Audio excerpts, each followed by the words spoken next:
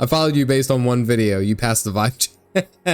And I think that's what's funny too, is that like, because this actually was at, and I talked about this on Friday stream, this is just quick side note because I know that I want to get some dungeons done before everything goes to hell and the server shut down.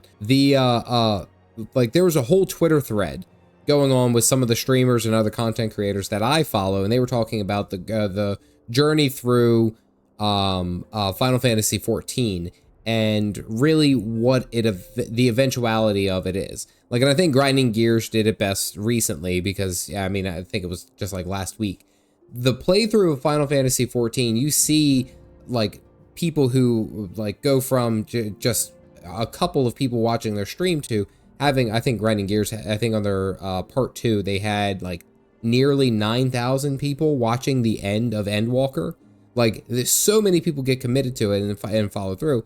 Now, the idea of it and what they were talking about on this particular Twitter thread was that, is that actually good for your channel? And if it is, what is the long-term implications? Because I think the idea is that eventually people are like, well, will they play Final Fantasy 14 and then they will have, Final Fantasy 14 and then they will be a regular streamer of Final Fantasy 14. And I think to a degree, yes and no. But what they were concerned about was, especially newer streamers or people who don't have a whole heck of a lot of followers who are streaming this and on, for example, are on Twitch.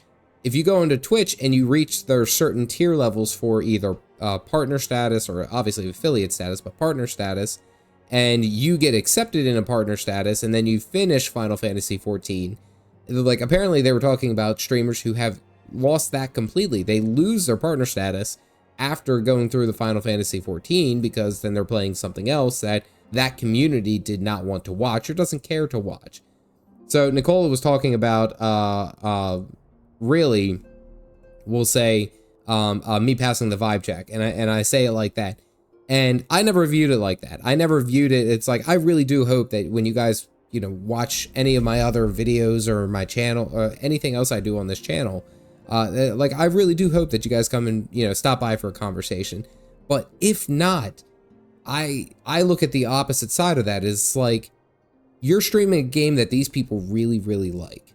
You're streaming a game that people like have spent countless hours in, and you get to experience that and you play a part in that. And then once you are done with that and moved on to something else, you can't blame them for not wanting to spend their time to just feel obligated to watch you, right? Like that's my mentality. It's like, it's fleeting. It is that experience, but from there, it should be something that is enjoyed and that you guys got to have that memory together. And if they end up joining with you and watching you later down the road with other games and everything that you're playing, that's fantastic. But the idea is that it is an experience, and the experiences aren't meant to last forever. And I really think that that's kind of the point that I don't think this Twitter thread was getting. It's like, yes, of course, as a streamer, as a content creator, you want to see your numbers go up, obviously, but it's unrealistic for that to always be happening. And especially if you change games and you're doing all these different things, especially in the gaming sphere, like you have to be okay with that. And I feel like some people aren't. Watch for the creator, not the game. And that's okay. And I've probably already had people who came in, it's like, I don't like his vibe. And that's okay.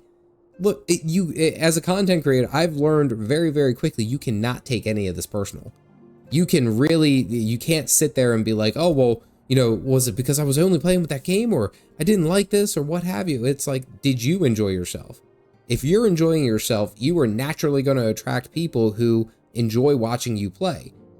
If you're only, so hardcore focused onto one specific game and that's all you do, then people are going to associate with that. That's understandable. It's an interesting concept, I thought the downtimes. I guess I'll make a new Guild Wars student tonight. It's an interesting thought, especially with streaming. I think is the biggest thing, is because streaming is meant to be more personal.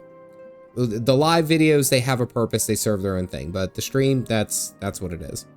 That's something I've learned in my limited time, we'll say, here in the Final Fantasy XIV community.